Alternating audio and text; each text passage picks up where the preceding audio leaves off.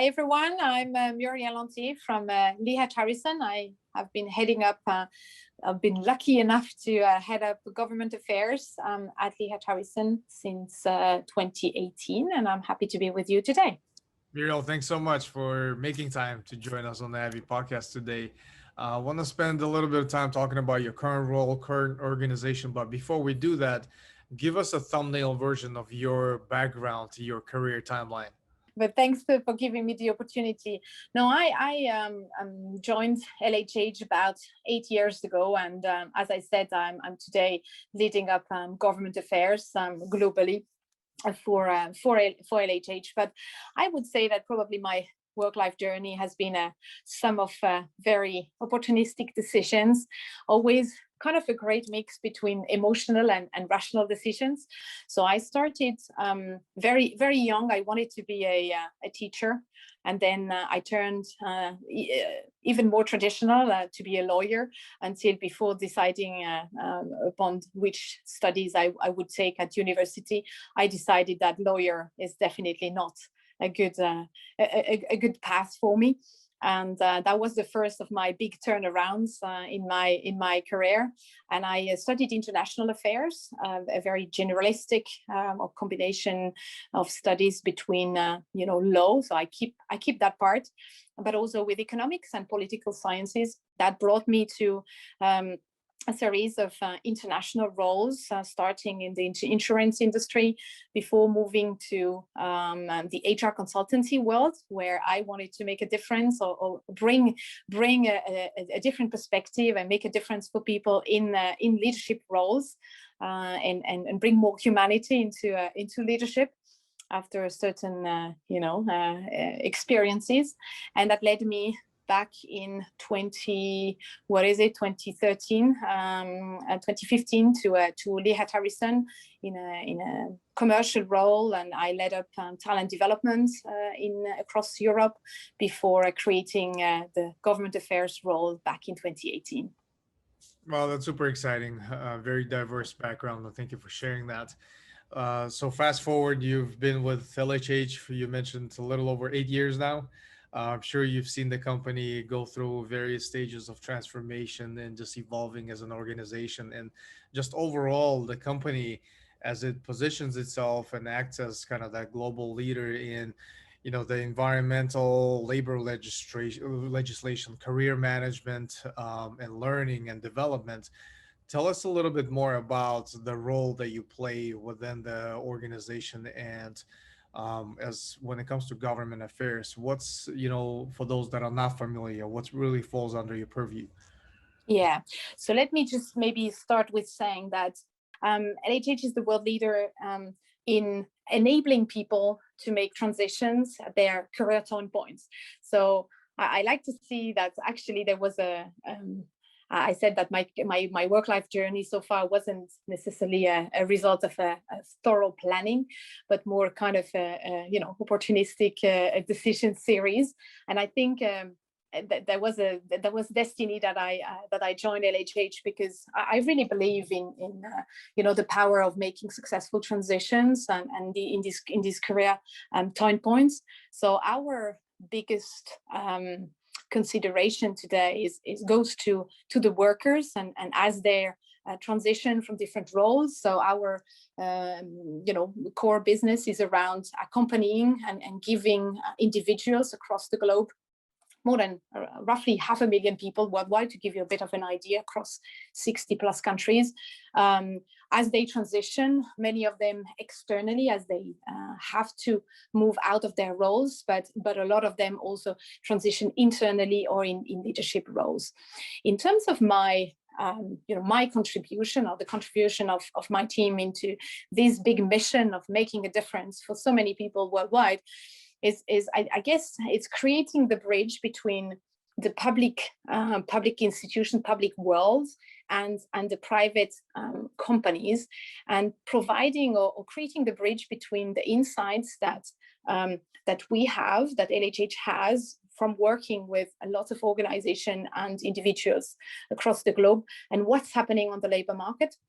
What does it need to make successful transitions? What does it need to stay employable, stay relevant, and what to give these insights and to serve the public interest, because as you will know, and these days are certainly more than ever, where we see a lot of governments across geographies across the globe, no matter the culture, a lot of the governments are making their best right now, either in investment or in policies or both, to allow or to protect as many people as they can through the crisis and beyond, and to allow for better and smoother work transitions. So how can we create the bridge between these two worlds and make sure that public institutions are best informed, and the other way around, that we can also advise best the corporate world we serve to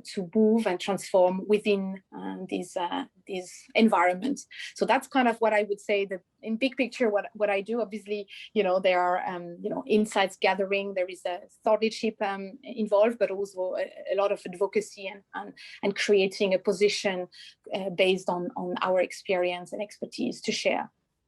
Very interesting. And when it comes to the different trends and ideas that really excite you these days from the industry or the functional domain area that you operate in, what are some of the things that you're most excited about? Where do you see the labor market shifting towards to? What are some of the trends that you've been researching lately? That there are probably two trends. So I'm thinking, what excites me most. There are so many things that excite me, so that it's sometimes hard to just focus on one. But when it comes to let's say the world of work and this whole idea of how do we as individuals, because at the end of the day, this is what we all are, whatever our function, whatever our occupation, we are individuals and want to be relevant in this world. I think I'm super sensitive to ideas and that involves sustainability, and the way that, and when I say sustainability, I don't mean just the environment sustainability, which certainly is a very important one, and I'm also quite sensitive to this type of ideas on how to basically change and save the world, if we can put it that way. But I'm I'm watching out for these ideas around how can we boost and bring more sustainability in the world of work, in thinking more about workers or individuals as renewable resources and resources to be developed versus replaceable resources that you think of them as talent at one point in time, and then once they become obsolete because you need new skills, you replace them. So these ideas around sustainability and bringing more sustainability to the world of work is certainly something that I watch very thoroughly. And the other big piece is around that I've been researching, or that we are currently researching, is the role of career coaching in the whole dynamic of work transitions, and to what extent people need and value and find value and benefits in the orientation they can get as they try to navigate these new rules or new dynamic on the labor market, on the world of work in general. The new flexibility and agility comes with not a downside necessarily, but a need for more orientation. And so these are the two areas that really excite me, particularly these days. Yes, very interesting. You post a lot, and you've mentioned in one of your responses earlier the whole concept of employability, with staying employable.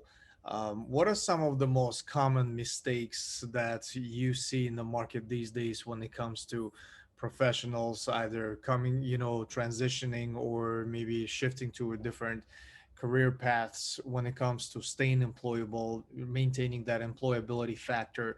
What are some of the pitfalls to avoid that, if you were to, I know it's a very loaded question, but when it comes to some of the key concepts, if you could highlight from that perspective?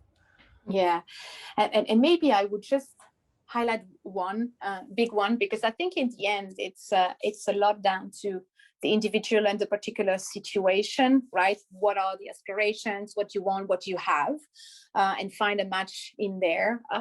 But I would say probably go back to Marshall Goldsmith. If you have read this book, and certainly there are some good ways and to get a little bit more grasp around this idea. But he wrote that book.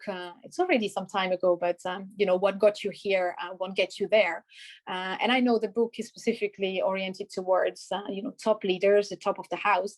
But I think this is a way of it can be a philosophy, and it can be linked to resilience or growth mindsets, but I think at the end of the day it's really about thinking that where you are right now, it doesn't mean that you can't play or rely on the recipes from the past. So thinking that you have a good level of education is not going to be enough, or it's not going to be sufficient to stay relevant. Or we see a lot of candidates or people in transition who passed a certain age, and there is no discrimination in this statement, but it's more with a certain level of season. I think one can think that there is a lot of ideas around this which don't necessarily are correct, but that the flexibility is lacking. So thinking about staying flexible and open-minded, and think about what's next and what inspires you and what is really what you want to do is certainly the best indicator versus what have you done and what you have in your backpack and what all you have achieved, and that's going to be enough to bear you for the rest of your, or the remaining, or the third part of your career. Right. No, those are great recommendations. Seems so simple, but yeah, oftentimes overlooked when it comes to staying employable, staying relevant, staying ahead of the curve. So that's very interesting. You've met, when we talked a little bit about the trends, I've been observing quite a bit, and I see through a lot of the client companies that I'm working with, for whom we're building technology and things like that, the growth of the concept of contingent worker, where you have contractors, consultants. The gig working space is, has been on the rise the last couple of years, and pandemic really boosted that, because a lot of companies now looking for ways to scale up or down, in a very efficient manner, and build kind of the workforce around it that really helps them to stay very agile, flexible, and nimble. What are your thoughts on the overall contingent workforce trend that has been occurring, the past couple of years, and where do you see this going? Where it's also a very big question, but clearly when we think about, and this also is a big buzzword to talk about the future of work. What does the future bring? I don't like to think of the future of work as a kind of a state, but it's more of an evolution, and what we're seeing, and certainly there is a big focus or trend towards more and more flexibilization, both in terms of consumption, and when I say consumption, I mean in terms of work consumption, right, from companies, from buyers of work, if you will, but also a need to be more agile. So there is the need to be flexible, but the agility is to be able to adjust based on a very rapidly changing surrounding environment. So certainly, this trend around contingent workforce is here to stay, and not at least as a mean to get this flexibility and provide companies with an opportunity to optimize their cost base. Now, we hear a lot of our clients say that they estimate, up to, I've heard different figures, but some of the most more surprising were, 75% of workforce being contingent of some kind, right? So can you imagine what that means in terms of, leadership, in terms of engagement, and even in terms of metrics that we, or that HR has been looking at so far, being retention being one of them that is relatively static. And think about, how do you retain contingent workforce? So per definition, the contingent is not here to be retained, or not retained in the same way.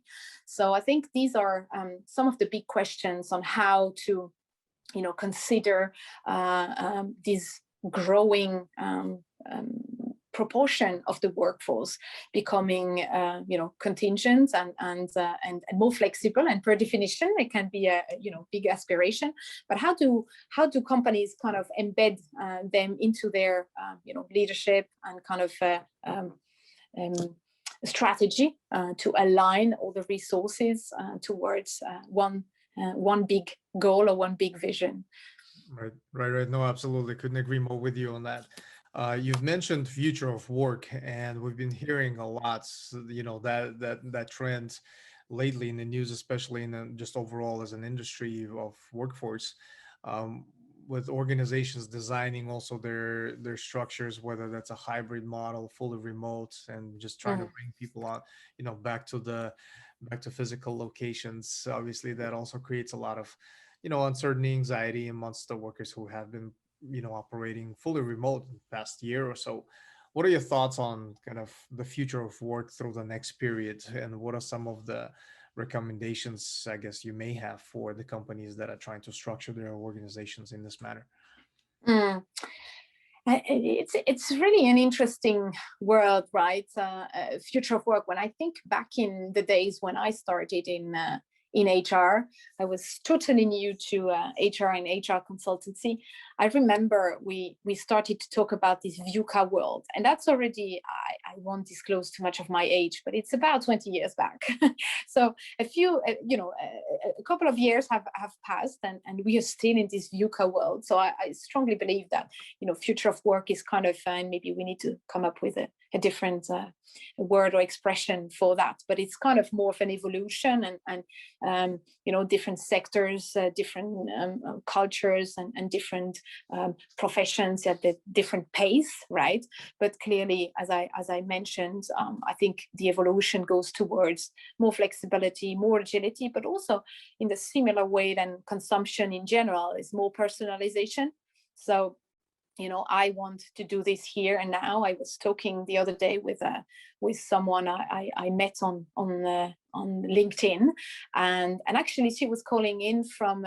Actually, she lives and works normally in the same country than I do, but actually she was calling in from somewhere, South Pacific, because she was spending the months there just because she was fed up with, staying around the house within lockdown periods, etc. So, it's kind of giving you a lot of possibilities. But as I said before, I think there is also the downside. The flip side, because I don't think it has to be a negative, but clearly, there is the fear and that this lack of structure, but also the big questions around the abuse or the lack of social security, and to some extent this discrimination between those in employment and those outside of a fixed and regulated term of employment contract.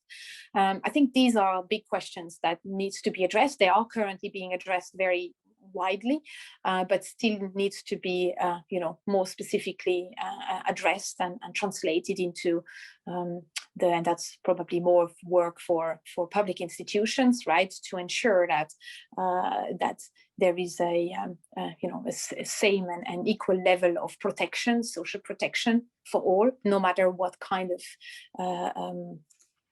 contract and contract nature individuals are in.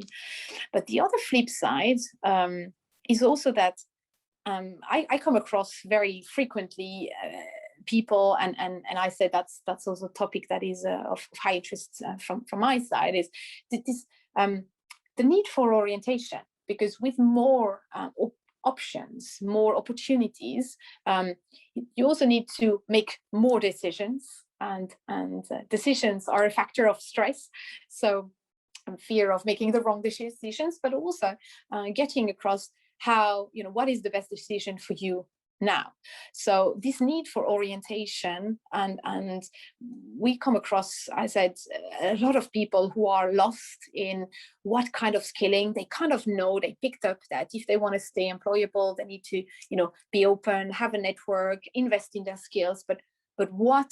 Because there are so many options, right? So what is best for me? What does match my aspirations and my current, goals. So I think, one big recommendation that I would have, and that's not just for individuals, but that's also for companies at their own levels. It's that, career coaching and orientation, however you want to call it, is advancing, becoming more important than ever. So everyone should have a career coach, not necessarily a life coach, right? And career doesn't have to be, a career in terms of ramping up the career ladder. It's really about a work-life journey type of orientation, right? To help reflect upon where you are, what you want, what are your aspirations. And on the flip side, as I said, the employers, if they want to, be seen as a serious employers investing targetedly in their human capital, they should also seriously think about how they can enable individuals in making these decisions in a growingly insecure world, and whether it's offering career coaching, whether it's about enabling their leaders to act more as coaches on a day-to-day basis. There are a lot of different ways to do that, and it needs to fit the environment. But at the end of the day, it's really about this orientation, providing a framework. Right. No, that's an interesting framework for kind of thinking about the overall concept of this. And I'm pretty sure, we're going to see a lot of different trends and ideas that are really going to come about through the next very short period, as the world is coming out of pandemic, so to say, and how organizations really approach that. It's going to be very interesting to observe. We've seen kind of that war for talent out there. It's been very active in this period. So the take this further, the war on retention has becoming even more intense when it comes to organizations really being able to have a system in place, have an environment in place that really allows them to foster and retain the top talent within their organizations. What are your thoughts on the best practices and some of the practical recommendations for companies to really kind of succeed in the whole aspect of retention when it comes to the top performance that they have? It's a very interesting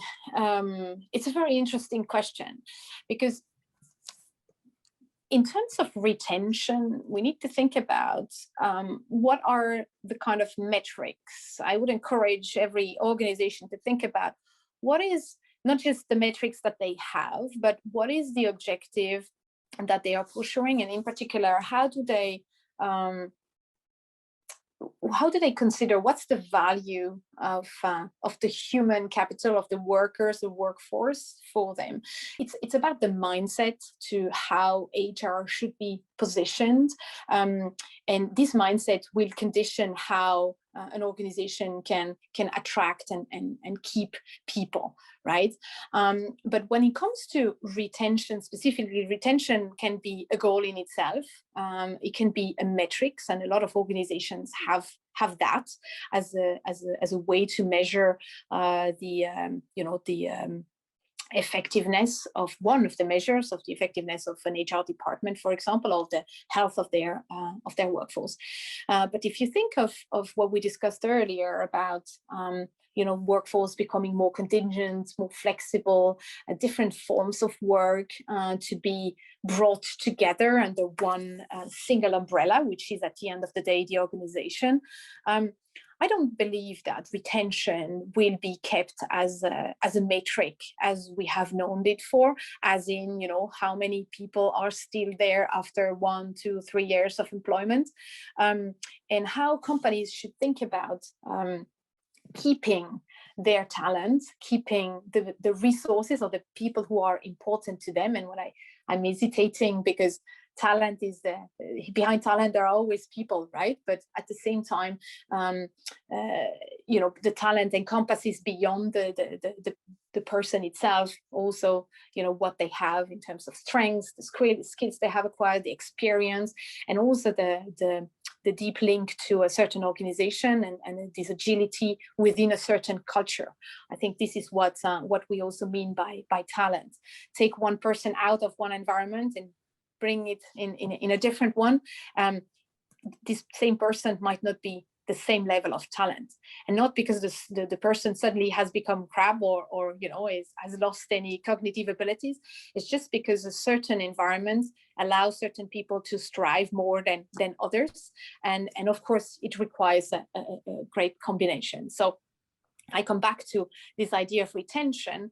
Understanding who do you want to retain, and in what format, because retention, keep the person employed in a certain context, sounds quite rigid for the direction that the world of work is taking. So I would rather advocate for spending more thoughts on engagement and having this deeper connection, either on purpose, either on or potentially, right, on purpose, on a deep connection between the organization, its vision, strategy, with the person, the worker, as opposed to retain that link, which is a little bit more materialistic. So, cut a long story short, right? Let us think more about how do I keep people engaged with my brands, even if they currently might not be working for me, right? They have been working the last year or so on a specific project. Now they are making some other, experiences or gaining more skills. And I might come back either as a consumer or as a reference provider for a new employee, or maybe as a new employee. So how do we flexibilize this idea of retention way beyond retention itself, but really around engaging and connecting this deeper link? Yeah, that's an interesting thought process, and I can definitely see a lot of value in that, really focusing on, also you mentioned metrics as well. I think establishing basically an overall system and a culture that focuses on not only the materialistic aspects of really the retention, but what are kind of the value add from both sides, for the employer and the employee. So that's very interesting. Murielle, in conclusion, I'd like to talk a little bit about your content diet. What are your sources for learning? What do you consume on a daily basis for self-actualization? Share with us. I love this term of content diet. There's so much you can read about diets and all sorts of nutrition pieces. So I love to think about content as a way to consume. So thanks you for bringing that up, which I've never we have heard. so much. It's so much thrown at us these days. You have to be so selective with that. Totally. And I'm a big what I must say, my diet, if I can put it that way, right, has evolved also over the years and the decades. And I must say that I'm a big fan of this 70-20-10 rule. And I'm probably more in favor of 97-3 maybe. So a lot is happening in reflection and taking the time to digest what either I've read or what I have heard from others, and interactions. And I think this is something that is a big luxury.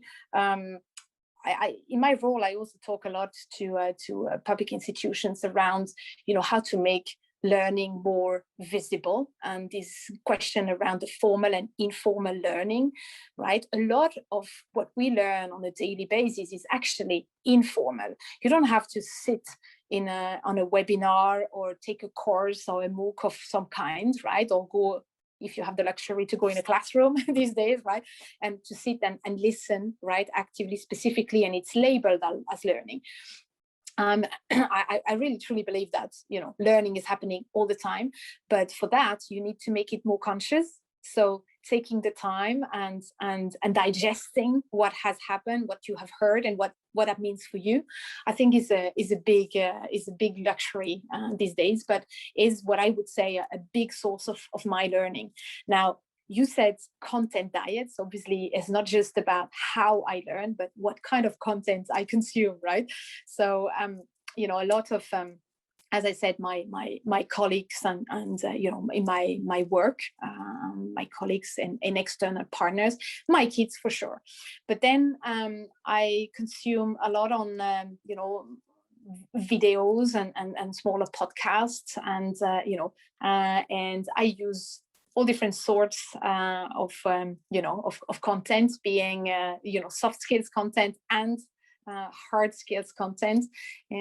So from podcasts, TED Talks, and of course newspapers and the big ideas are really all part of my diet. But as I said, a big piece of it is making sure that I can digest, because reading a lot is and reading and listening a lot is not sufficient.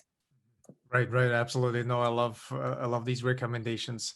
Murielle, can't thank you enough for your time today. It was very insightful conversation. I personally learned quite a bit.